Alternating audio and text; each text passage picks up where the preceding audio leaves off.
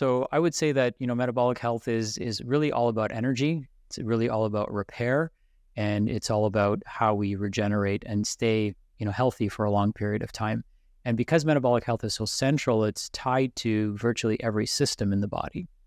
And so when we work with clients, we don't just work on one thing. We don't just work on their nutrition. We don't just work on, moving their bodies. We start working on the various signals that the body depends on in order to be healthy.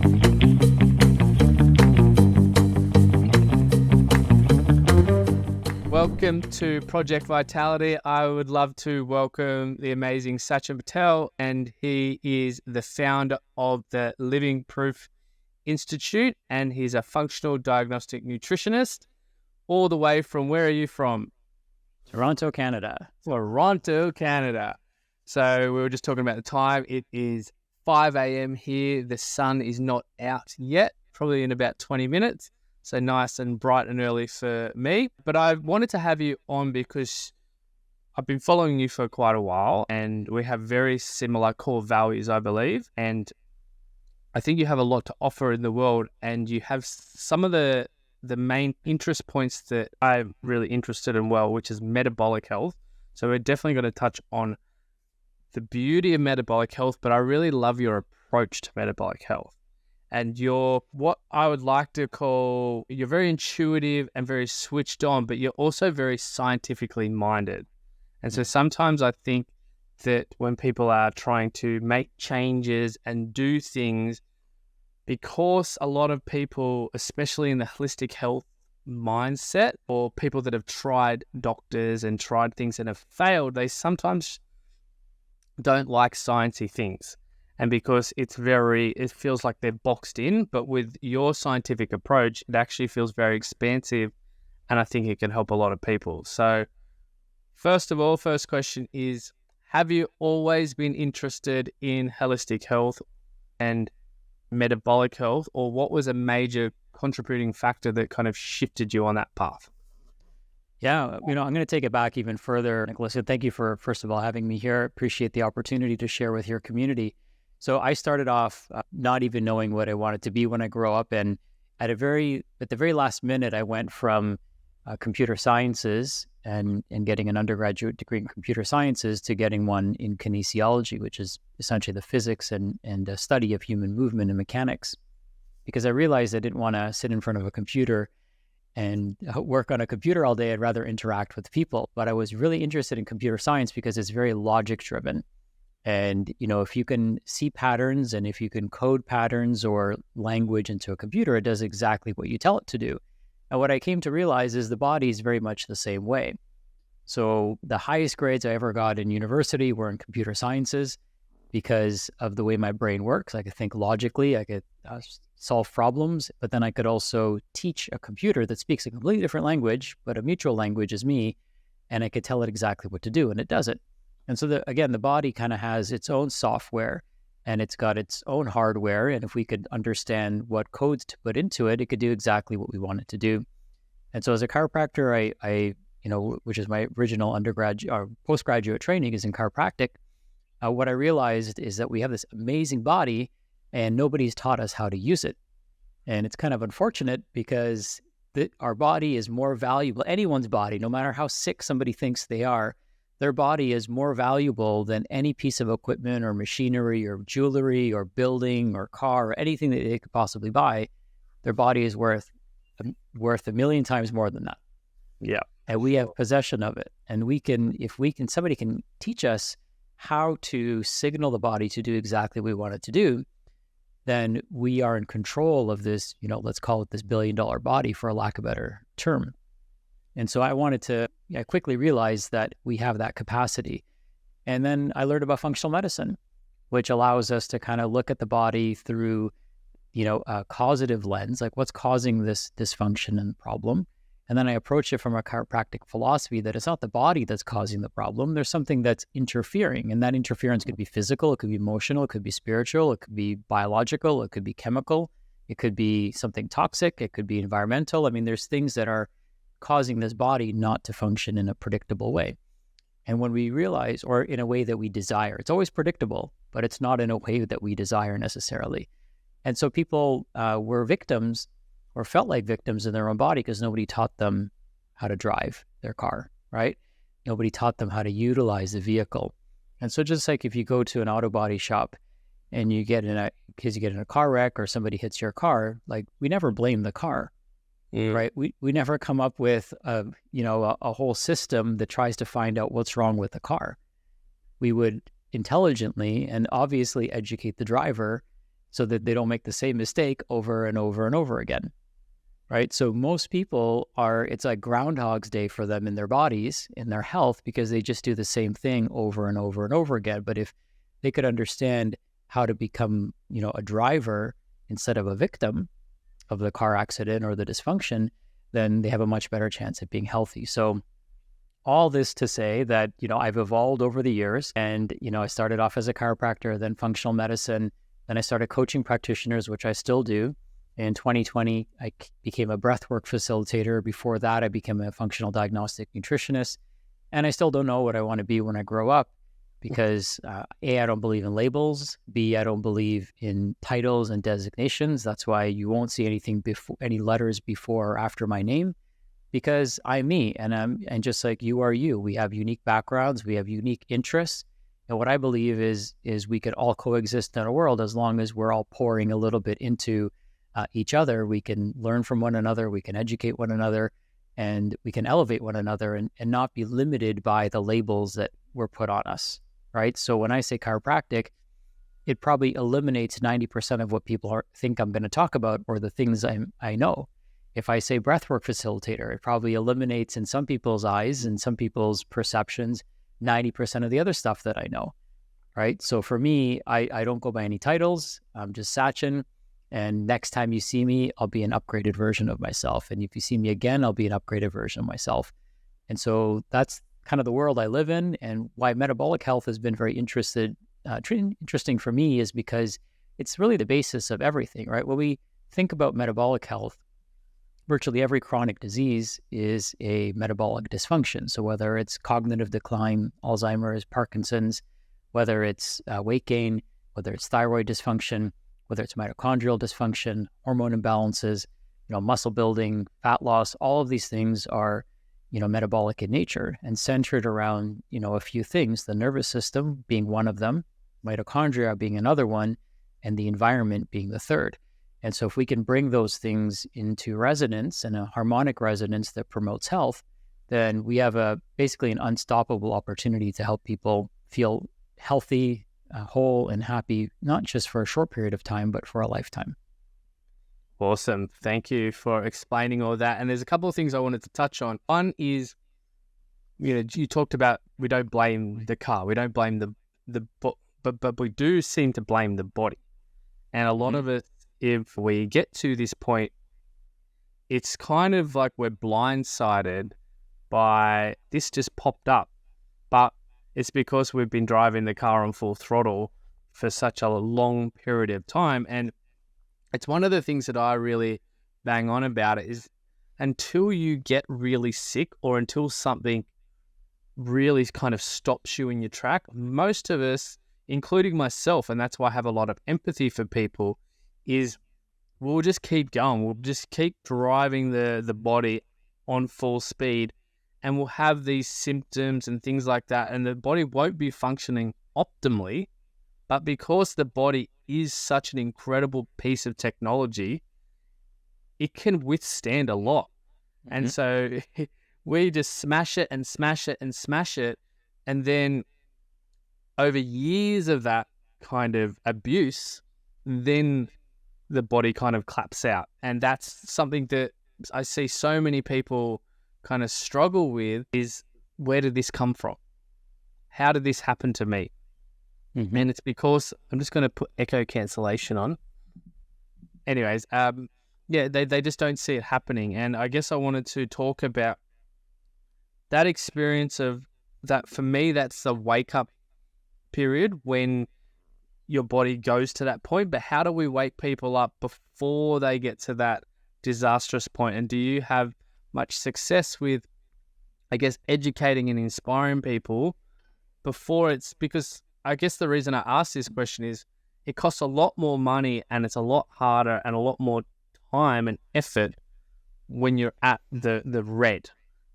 If we can help people when they're at the orange or the green, and just to advance their health even further, we can make much more of a difference. But I find that most people wait till they hit the red. Is that your experience as well?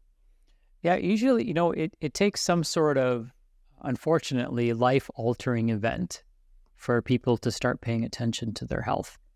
However, not everyone's like that. I think it's 80-20, right? There's people like me and you that aren't waiting to get some sort of, disastrous diagnosis and then, make some changes. Some of us have been, enlightened through our experiences of what happens to people when they don't take the best care of themselves, right? So for me, I used, working with athletes, I would see the types of injuries that these people would come in with.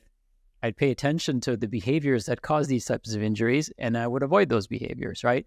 And then when I got into functional medicine, I would see that, patterns, I would recognize patterns, and I would be like, you know what, maybe I should cut those things out so I'm not sitting on the other side of this desk for as long as I can help it. And so I feel that there are people that are interested in being proactive about their health. And, here's the thing, these people are usually proactive about other areas of their life as well, because how you do one thing is how you do everything. Yeah. So it is a personality trait, right? People who desire more, people who desire to be the best version of themselves, right, are usually the people that want to have the best financial circumstances, want to have the best relationships. They want to have the greenest grass in the lawn, or in the greenest lawn in the community, right, or on the street. They want to have, the finer things in life. They want to be able to contribute in a meaningful way, right? So I feel like that's the archetype of the person that I like to work with. Somebody who I'm not dragging up the hill or pushing up the hill, somebody I'm guiding up the hill. Like they still want to take the steps, right? And we're like that in other areas. I have business coaches. I don't have a bankruptcy coach, right? I have a business coach who's going to help me build a business. So, and what I realize as a wise CEO and, somebody who has any sense of business acumen is that my business ideas and execution are going to be limited by how healthy I am. So if I have 6 out of 10 health, I can't have a 10 out of 10 business. Right. And even if I think I do, I'm delusional in thinking that, because if I can unlock even another notch up in my health and get to a 6, 7, or, go from a 6, go to a 7, go to an 8, these are logarithmic growth potentials. So it's not like you're just a little bit better, you're 10 times better. Yeah. Right. It's like pH, right? It's a log 10. So pH of, 4 and 5 is a 10-fold difference. In between 5 and 3 is a 100-fold difference. And so the same principles apply. We get logarithmic returns on improving our health. And it's the one area in our life where we get those type of logarithmic returns, because we get those returns in every area of our life, right? If you get great returns financially, that doesn't make your relationships better necessarily. It doesn't make your health better necessarily. It doesn't make your relationship with your children any better necessarily. In fact, sometimes it ruins those things. Whereas if we improve our health, then guess what? I have the potential to make more money. I have the potential to be a kinder husband. I have a potential to be a more present father. I have the potential to contribute physically if I can't contribute financially to the betterment of society.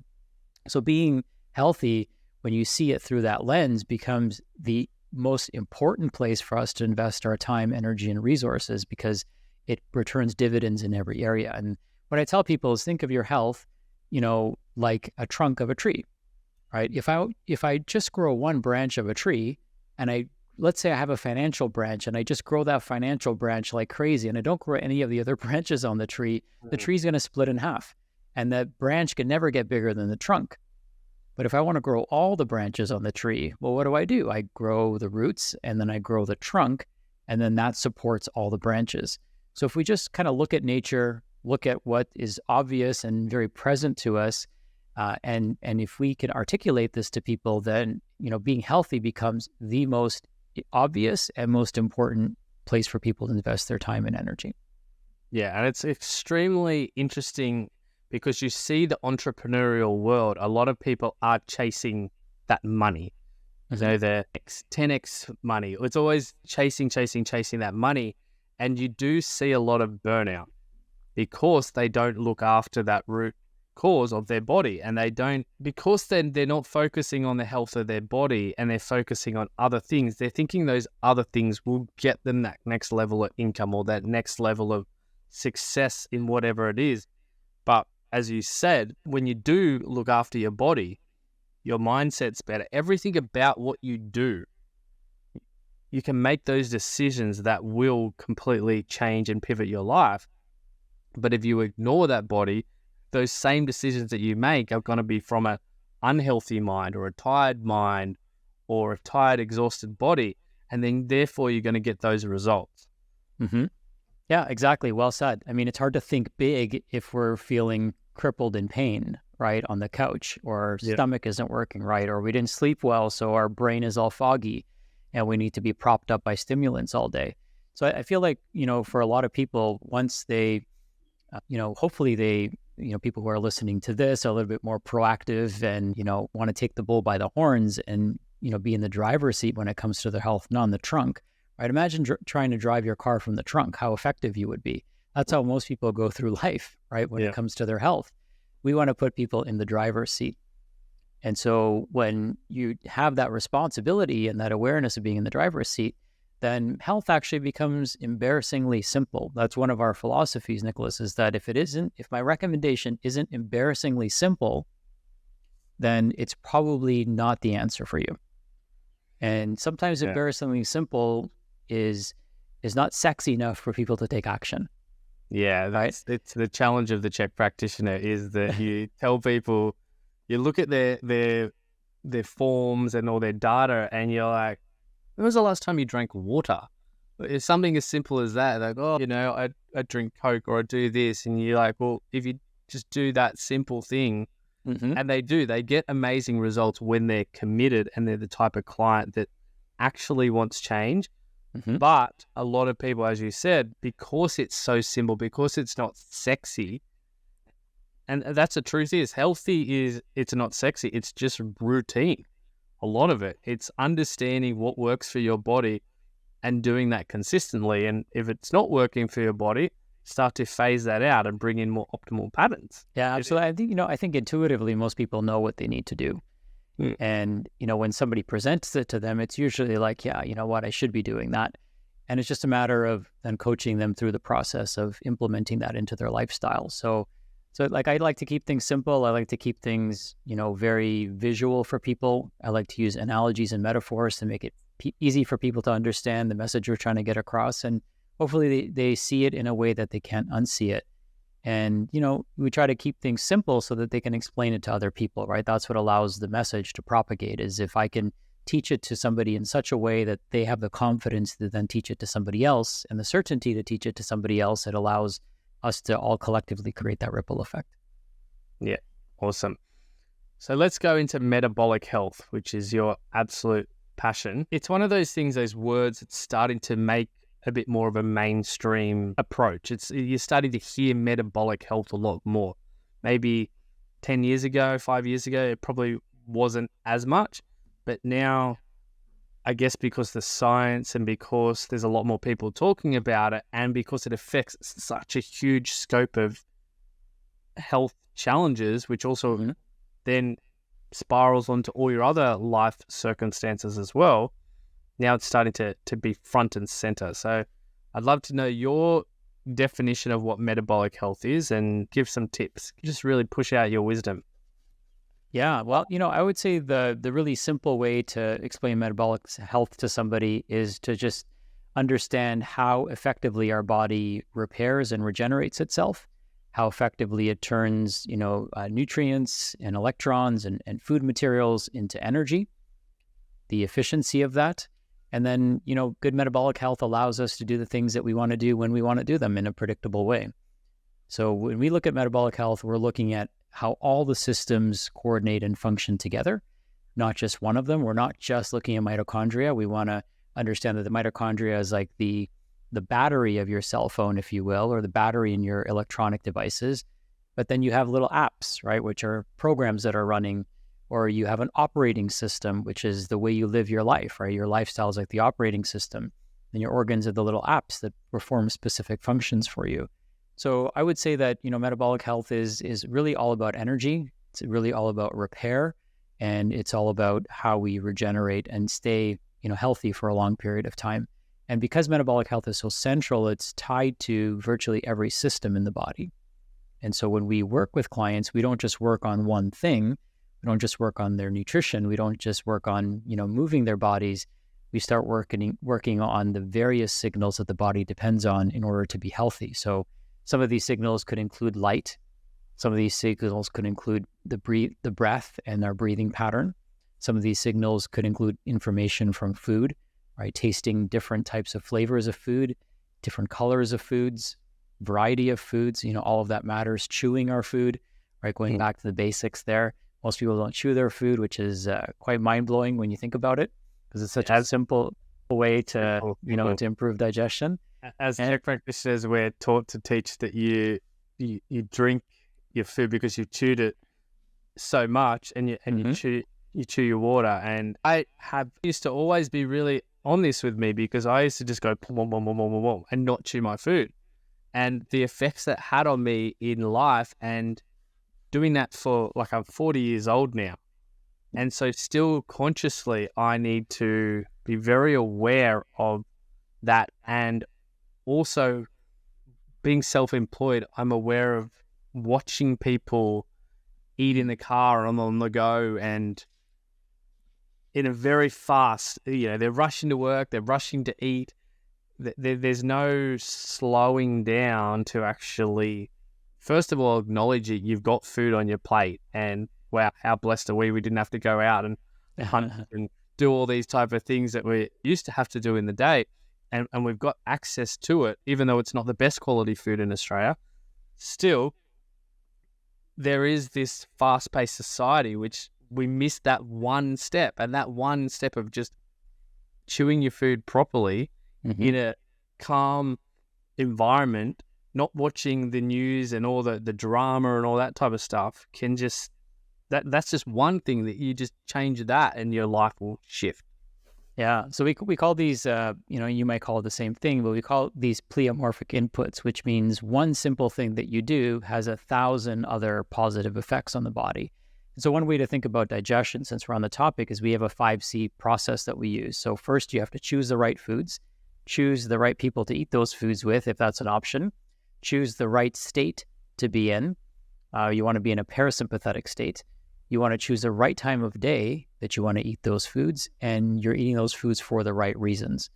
So how you feel about that food also matters, right? We live in the first time in human history where people complain about eating healthy, right? Go figure. Yeah, no, people fight for their junk food, right? So that first C is choose. The second C is to chew, right? So that's what we just talked about. Chewing our food, increases the surface area of our food, initiates the production of stomach acid. It also helps us taste our food, which prepares our digestive organs to secrete their enzymes and to secrete bile and all that good stuff. And then it also helps us in, digesting our food, because the salivary enzymes start the digestive process as well. Think of your digestive system like a car wash. Every step relies on the previous step being done. And if one step is missed, then the next step can't do its job, no matter how good it is. Right. So if I don't put any soap on my car and I put the brushes on it, it's going to scratch the paint up, right? Yeah. There's nothing lubricating it. So no matter how hard, the more I try to brush the dirt off the car, the worse the problem actually gets. The next thing is, so we have to choose the right foods, chew those foods, then we have to chill. So being in that parasympathetic state is very important. Most people have a problem with their nervous system being in the wrong state. So it's kind of like putting your car in drive and expecting it to go backwards, or putting it in reverse and expecting it to go forwards. So we have to pair our nervous system with the activity at hand. So for example, if you are doing something like digesting a meal, that's on the parasympathetic side of the fence, right? We call it the parasympathetic division of the autonomic nervous system, the rest and digest division. And so when we're resting and digesting, guess where blood flow should be going? It should be going to our trunk organs. It's no secret that doTerra has had a huge positive impact on my life, specifically around my mental health and my immune system. I've been doing this business now for 10 years, and I can ship these products to anyone, anywhere in the world within 7 days. So if you're needing a good night's sleep, reducing your stress, if you're feeling anxious, overwhelmed, need some immune support, digestive support, metabolic health support, pretty much anything I can think of, these oils and doTerra product range can support you. Now, I created a landing page. It's thathealthdude.com/doTerra, or you can also reach out to me in your DMs and I can make a custom package specifically for your needs. There's two ways. Either become a customer, that's 90% of my business, or if you've got a wellness brand and a business, you can use doTerra and me, the perks are you get me as a fulfillment partner to really support and enhance the vitality of your customer base. Just go to thathealthdude.com/doTerra or send me a message in any of my social platforms in a DM. However, if we're eating in fight or flight, then we have an autonomic mismatch. So there's a mismatch of our nervous system and the activity that we're trying to accomplish. Just like imagine if we flip roles and I'm trying to go to sleep at night, okay, I want to be in a parasympathetic state, but imagine I have the breathing pattern of somebody who's running. So imagine I'm laying in bed trying to fall asleep, right? My nervous system is in fight or flight, but my activity is a parasympathetic activity. So what we need to do is we need to get into the right state and match the state of our nervous system with the activity we're trying to, accomplish. In this case, digest. Next is we want to cherish. We want to cherish the food, so have gratitude for it, just as you mentioned earlier. And then the fifth C is to check, right? Physically, we should check our stool every day, right? Just take a quick glance. Is it the right shape? Is it the right color? Is there anything in there that shouldn't be? Is there any undigested food in there that that I should have chewed a little bit better? Just take a glance at it. Is there, and you don't have to put your head in the toilet bowl, but is there an excessively strong odor? Does it float? Does it sink, right? Is there blood? Is there mucus? Just pay attention to those things because you want to spot those things early if you can. And then every year, the more detailed checkup would be getting a functional stool test. So you have these 5 different C's, and if people start doing these things, it eliminates the need for a ton of supplementation. Right? In fact, you can probably get rid of all your supplements just by doing these things. And it helps you digest your food more thoroughly. It's amazing, Nick, what happens is people come to us, they've been to all these different practitioners, ran all these different labs, tried every single diet, and nobody's talked to them about chewing their food. Yeah, crazy, eh? And so we apply the 5 C's, and then within 2 days, they're like, what the hell? How come nobody told me this? Right? Because everyone's trying to fix people from the outside. They think the body's broken. The body's not broken. It's a user error. And so if we just teach people how to use their bodies in the way they were meant to be used, then, the body doesn't fight, right? This ridiculous language that we use around disease. Oh, I'm fighting cancer. I'm fighting heart disease. I'm fighting diabetes. Who are you fighting? You're not fighting your cells, right? Yeah. You're destroying them. You're not fighting them, right? Yeah. And as soon as you start putting the right inputs, they're going to they're going to give you a big hug and say, thank you. Been waiting for this all along. And when people do this, as I'm sure you've witnessed, they see rapid transformations, right? It doesn't take weeks or months or years for people to start feeling better and measurably see improvements. They start becoming, once you start living the right way, you start becoming directionally correct instantly. Just like if somebody's driving north and they should be driving south, right? If they've been driving north for 5 hours, they've got to drive south 5 hours back to get to where they came from. But as soon as they start driving south, they're at least moving in the right direction, right? So it's not always about speed, it's about direction. And the simple things move us in the right direction. But what also happens is when we do many simple things, then we gain a ton of momentum, right? So a lot of times people's protocols are so hung up on nutrition. They think, if I just change my diet, then everything else will change. And then they have one bad meal or 2 bad meals or a bad day or a bad week, and then they just fall off the wagon and nothing has changed for them.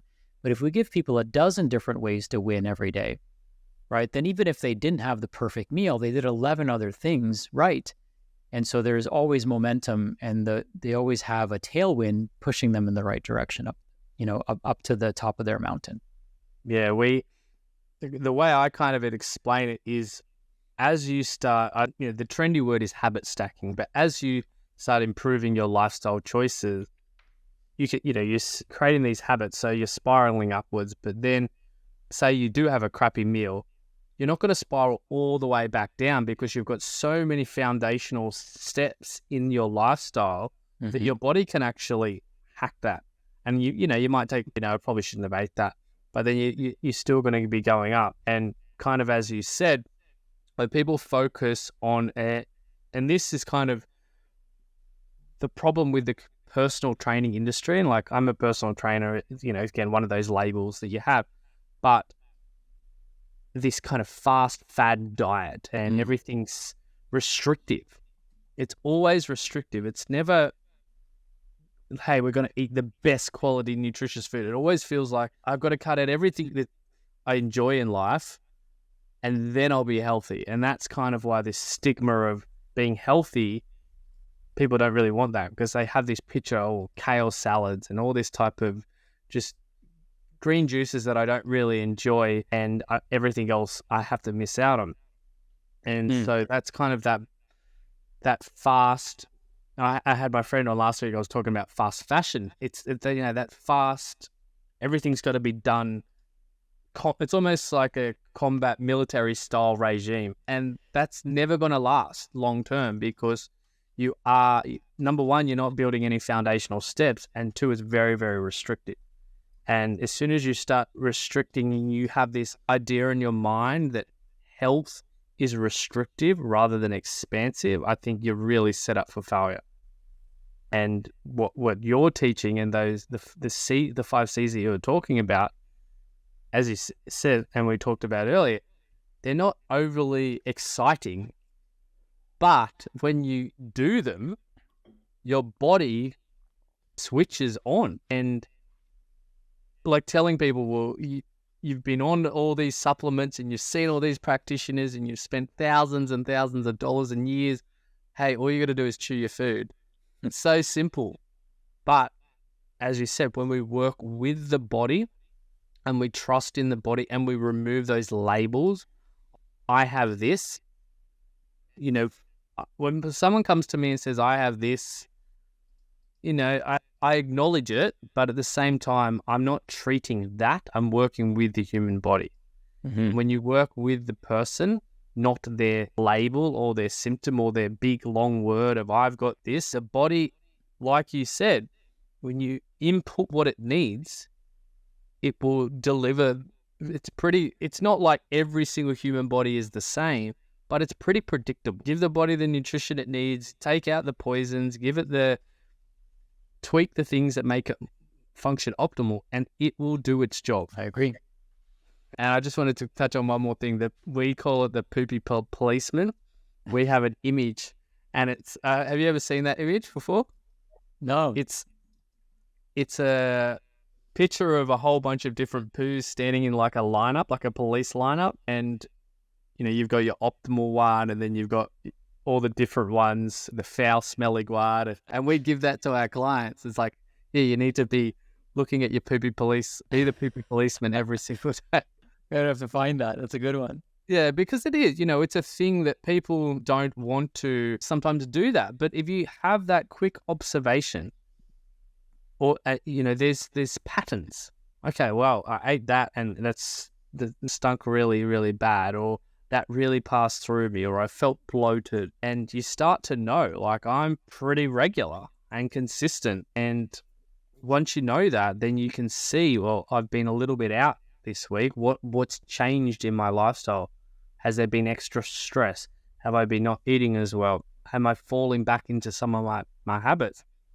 And again, it's just one of those checking points that gives us the guidelines and the knowledge to success. So let's keep on going. You've explained really well. I really like those 5 C's. I think it's something that's really powerful, but also easy, as you said. Thank you. Awesome. So metabolic health, what are some other factors that kind of differentiates what you do around metabolic health and to get the results that you get for your clients? Yeah, absolutely. Great question. So one of the things that, I didn't even discover until probably about 4 years ago, and the impact that it could have on metabolic health and just overall health and wellness, and particularly the nervous system, is breathing.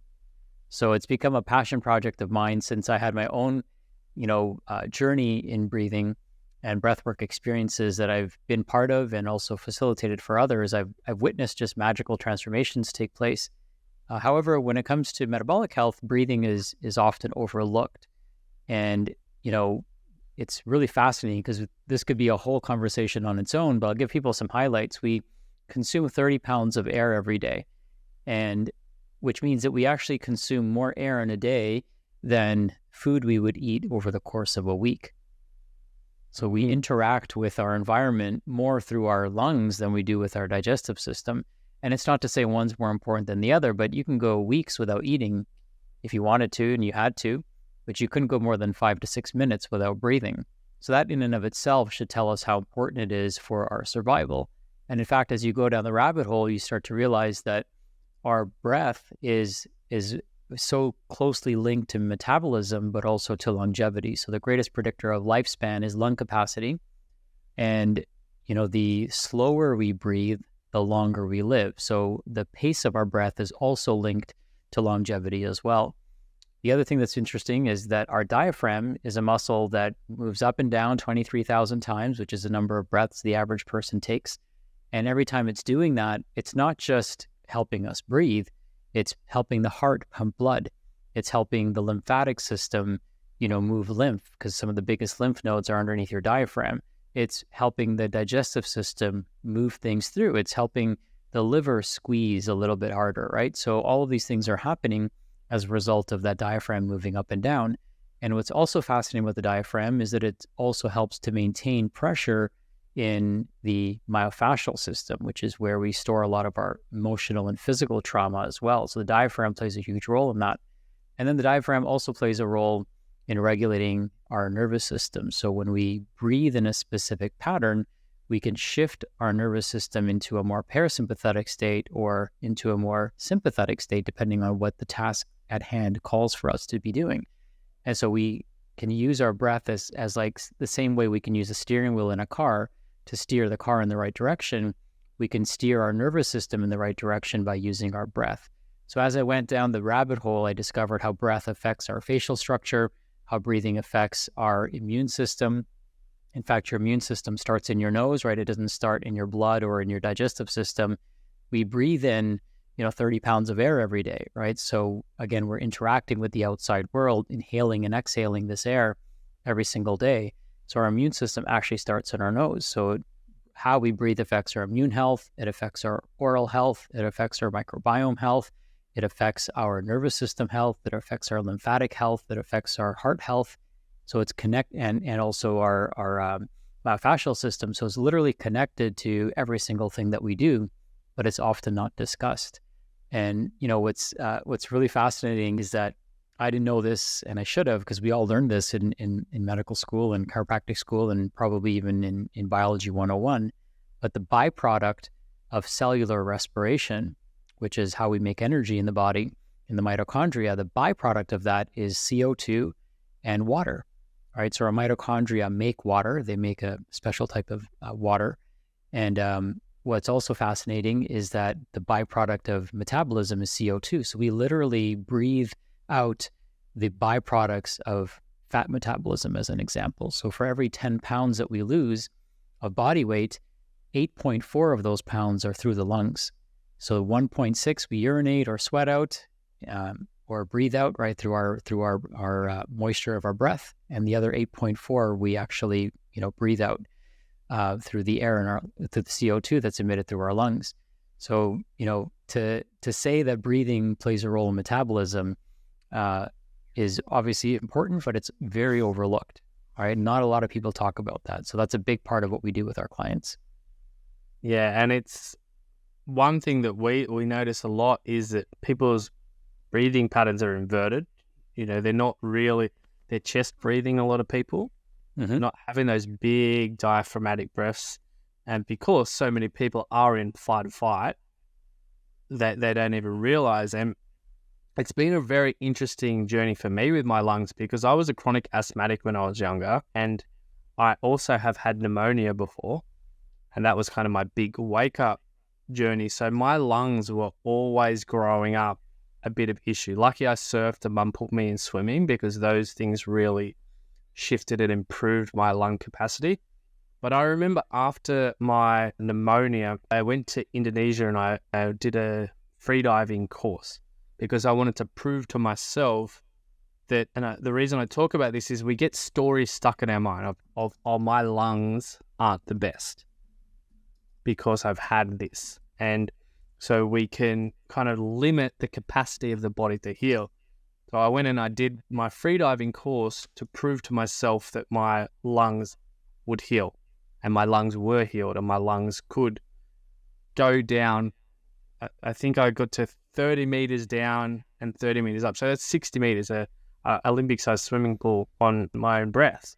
And really like trusting in my body, because when you're down that deep in the ocean, your brain is telling you, you're going to die, you're going to die, you're going to die, you're going to die, you're going to die. And you have to be like, I'm fine. My body can do this. And your brain's like, no, you're going to die, you're going to die, you're going to die. But when you start to trust in your body again, and we've talked and touched about this again, believing in the body and not fighting the body, or we can use the word hacking, but as techies, we try to use like bioharmonizing the body. We want to be working with the body, in alignment with the body, not fighting against it. And the breath it's something that's really spectacular as well. I had a broken nose when I was a kid as well, so I don't think they adjusted it properly, so I would breathe more out of one nostril, and I'd get the other one, felt like it was blocked a little bit. But just the breath, it's so simple, isn't it? But when we, the emotional release that you talked about, where all that trauma is stuck in the body, and we can shift through that through the breath, that in itself is powerful, because people have years of trauma, decades of trauma, and to know that they could shift through that in just potentially one breathwork session, or then consistently knowing how to breathe properly, it's magic. Lighthouse is my signature 6 or 12 month one-on-one mentorship program. It's pretty much where I've gathered all my life experience as studying with the Czech Institute for 15 years, my intuitive gifts, my personal challenges, which I do not wish upon anybody, and to fast track you to where you want to go. And my approach is very simple. One, it's all about vitality and life force. Change takes a truck ton of energy, so you need that vitality and life force to ground you so that you're resilient when blockages come up, and they will. 2, we've got to get you clear, get that clarity on where you're going, because once you've got that little bit of life force back, you can start to dream bigger, that biggest vision for your life. And then 3, it's all about confidence. Now, as a lighthouse, you may have weathered many a storm. You may feel battered, you may feel broken, you may feel defeated. But as we rebuild your confidence, you start to shine bright, and it helps to guide others home, because they see that beacon of hope, that brightness of you sharing your truth, sharing the essence of who you are. And the truth is, the world really needs a lot of lighthouses right now, because people are stuck, people are overwhelmed, and we need your brilliance, that light within inside you, to be shining so bright that people can spot you from a bloody mile away. Now, all you got to do is head on over to thathealthdude.com/lighthouse, or send me a DM on any of my socials, and we can chat and see if it works. I take on a few clients every year, and let's see if we can make some magic happen. It's pretty amazing what we're Yeah, the human body is just like, I'm so fascinated by it, that considering how much we smash it and how much we abuse it and lose faith in it, it's always there, and it's just waiting for us to, okay, you're ready to come back on, and let's work together. And it's probably the most patient thing in the entire universe. I agree. Just waiting. Any other tips that you've got for people? Well, I think one of the questions that comes up for people is, how should I breathe? And so I want to give people kind of a framework for how they should be breathing, even just listening to our conversation. So the baseline breath that I recommend to people is a pattern of 6 seconds in, 6 seconds out. And so what we want to do is place our tongue at the roof of our mouth, just, across the roof of our mouth. And if you can't do that comfortably, then it might be good seeing an airway dentist or airway focused dentist that can help you with that. Some people have a tongue tie that doesn't allow their tongue to be placed in the roof of their mouth. By placing your tongue there, it causes your body to instantly relax. And then we're breathing in through the nose, 6 seconds in, 6 seconds out. It doesn't have to be deep, full breaths, slow, gentle breaths, okay? Person sitting next to you should barely, should barely even know that you're breathing. So that's our baseline breathing. If we breathe that way, it's called coherence breathing. Coherence breathing increases oxygenation of increases oxygenation of the brain. So more blood flows to the brain makes us more creative. It slows down our nervous system, so we become more parasympathetic, and it allows us to heal, repair, and regenerate. Now, if we have to exert ourselves, we want to try to maintain nasal breathing as much as we can, which means we can pick up the pace of, if we're going to run up the steps, we don't have to keep a 6 count. We can breathe a little bit faster if we need to. And then once we can't breathe through our nose, if we're going for a speed walk or if we're going for a jog, once we can't do that anymore, then we've exceeded our metabolic limits. Okay, so what that means is now we're going to start breathing in through our nose and out through our mouth, so we can release that CO2 very quickly. Okay, the urge to breathe comes from not being tolerant to CO2. It doesn't come from needing more oxygen. In fact, every breath you take, you actually have 5 extra breaths in it, because we only absorb about 20% of the oxygen of each breath. So when we exert ourselves in through the nose, out through the mouth, and then if we're going into a full-out sprint, then we want to breathe in and out through our mouth as fast as we can. Now, the reason for this is because that's going to be a very short duration, but by moving air in and out as quickly as possible, we're expanding and contracting the lungs, and the diaphragm is moving up and down very quickly, and that's assisting the heart in pumping blood. So we actually want to use the respiratory system to pump the heart, because we need to get more blood flowing to the arms and legs so that we could run away or run faster or whatever the case may be. And then we gear down. So as we're going from a sprint back to rest, we would go from breathing in and out through our mouth to breathing in through our nose, out through our mouth, and then eventually work our way down to breathing in and out through our nose. And so one of the best ways to measure and one of the best capabilities to develop is recovery, right? So it's not about how hard you can push yourself, it's about how quickly you can recover from pushing yourself. And the fastest way to enhance your recovery, it's not by taking a bunch of supplements and stuff, it's actually to learn how to breathe correctly, because your breath will inform the nervous system to start shifting back in the direction that you want it to, so that you're ready for that next sprint again. Yeah, it's one of those things that you see how many people and how many supplements they are on just to survive, just to stay alive. Mm-hmm. And people are constantly chasing, the most advanced superfood, this and that. And the more I learn is that we bring it back to the basics. Breathing is one, the foundational principles that we teach in CHEK, because if you don't have it, it's just one of the pillars. But we change that, we change our whole body. And again, it's not overly sexy breathing. Well, I'll do that, why do I need a breath coach, or why do I need to learn how to breathe? I do that all day, every day. It's like, yeah, you do it all day, every day, but you've probably been doing it wrong ever since you had that trauma, or you mimicked the breathing pattern of your parents who were also breathing incorrectly, things like that. And then it just, the generational cycle continues. But again, we can start to shift that by when we focus on things from a point where we want to improve them, rather than, the restrictive or the whole old restrictive model of health. When we focus on it because we want to improve it or we're intrigued, I always like to have a sense of curiosity around health. Well, I wonder what would happen if I did try that. And then you do that, and oh wow, I actually felt really good from that. And then you can start to implement it into your life. Any other things? So we've got breathing, we've talked about your 5 C's. We've actually talked about a lot, but anything else that you're super passionate about? Yeah, one other thing that comes to mind is circadian rhythm. I think that's something that is very often overlooked. And an easy thing for us to change is simply getting outside. And, especially during the sunrise and the sunset, if we can be there in the first hour of the day and last hour of the day, those are important kind of bookends to our day from a lighting standpoint. And if we could, maximize our time outdoors, I like getting people on an app called Circadian, which based on where they live, tells them and reminds them what times of day to be outside, which can be helpful in signaling the body to repair and regenerate different organs and different systems of the body at the right time. And lighting is something that's very, very overlooked, unfortunately, and doesn't really give people a fair chance at health.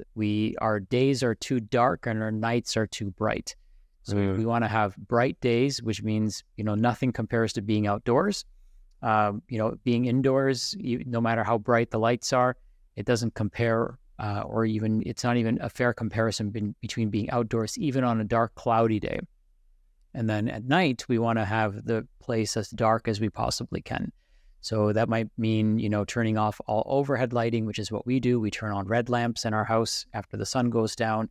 Our TV screen, if we're going to watch TV, we've adjusted the color on it so it's all red. And then we wear blue blocking glasses as well. And so we try to get really dark at night, almost turn our house into a cave, if you will. And if we are using lighting, it's red lighting. Yeah, I do the same thing. I got my red glasses, I got my red light. I do spend a lot of time outside, and I pretty much watch the sunset every single day. And I don't as much, and that's my kind of next pattern that I want to shift, is to watch the sunrise. It comes up over the hill, but then if I'm in the surf, I get to watch the sunrise as well. And I do notice that when I do those, watching that sunset, watching that sunrise, removing all the light, like I sleep with a mask to completely block out all light as well. That seems to work for me as well. But yeah, it's that circadian rhythm is something that is so out for so many people. And then because it's out, that's why they need the stimulants to hack them through the day so that they can get through the day. But then then they can't sleep properly at night, and the cycle just continues forever until eventually the body's like, well, I can't take 15 cups of coffee a day. That's just ridiculous. Right. And someone like, I don't drink coffee, and people find it really weird. It's like, well, I've never actually drank it. And so I've never really known what that is. I used to have, I think, in my party days, drink Red Bull to get me through the day and things like that.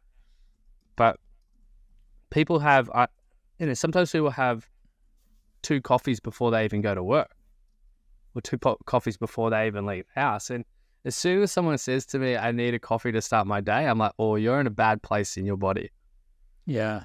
You're so much closer to disease than you think. And I think this is what people don't understand. And it's hard to drive the message home of how close people are to that disease, because the body is giving you if you need your coffee to wake up in the morning, your body is exhausted.